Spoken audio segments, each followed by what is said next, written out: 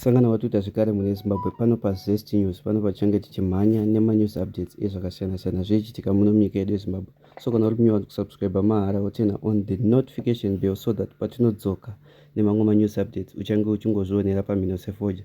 Ndaenda kubatira nyaya yaDorcas Moyo achishorwa nevanhu online politics. So muri Zimbabwe panyaya dzakadai so hatina zvakawanda zvatinotaura tichida ngoti mungozvionera mega paMhino Sefoja. Obva utudzawo mafungiro ako mucomment section below. Please enjoy the video and don't forget to subscribe or share video nevadikani kuti vaone chiitiko ichi vasina mvera vachiona. Muri Zimbabwe ndachikumbira kuti ushare video rifambe and like. We need your support guys. Without you we are nothing. Enjoy the video.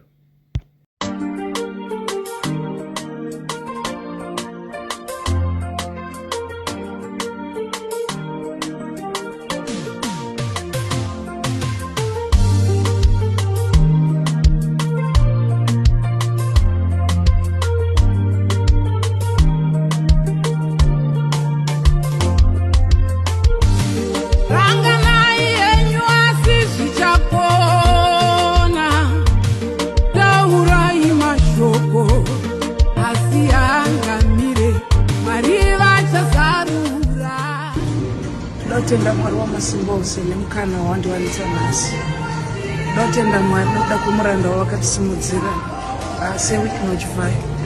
Mwari ngavakuitirei zvakanaka mukoma. Mashoko anopera. Handina mazwi chaiwandogona kukuudzai. Mazwi anopera. Mashoko andoda ngonditaure. Ndezvandoda ngondingodzawo Mwari wandinoshumira. Mwari werugare ngaakuitirei zvakanaka. Mwari wenyasha zhinji ngaakurangarirei nemhuri yenyu. Zvishuwo zvemweya yenyu ngazviitwe nashe. Ndoda kukutendai munhu waMwari. Chipo chasvika. Thank you so much Baba. Chengetwai, ropafadzwai nashe. Kubatwa kwangu unobva kuna Jesu. Tariro yangu inobva kuna Mwari.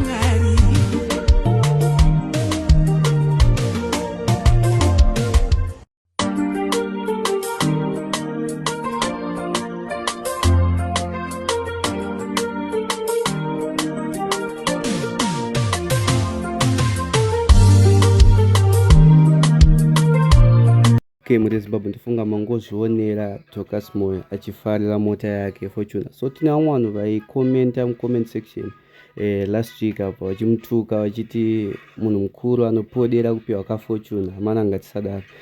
Tachikumbirawo ndadzoka nerimwe news update remukomana abatwa red-handed achida kubira vamwe ambuya muna 4th muHarare. So muri Zimbabwe vanhu vakadai so tichikumbira kuti vabatwe vasungiswe kuti tifambe tiri free. Ndo anobira vanhu handiti chichakadaro ichocho. Nhanzi kandai back pass amunyari chembere yakadai so mungada kubira chembere yakadai so yamunyari imbavha izvi. So my mom almost lost her phone parrot with this guy. Asvika muzasi mai yangu kusvika wazezera hanzi donedza handbag pasi mundipe phone munyarari musatomboitika nanoise. Asasangana nazvo mai vangu havaitirwa izvozvo. Anyway, look out for this guy anenge ari parrot pana 4th paipai ndo paanobira vanhu mafoni ipapo.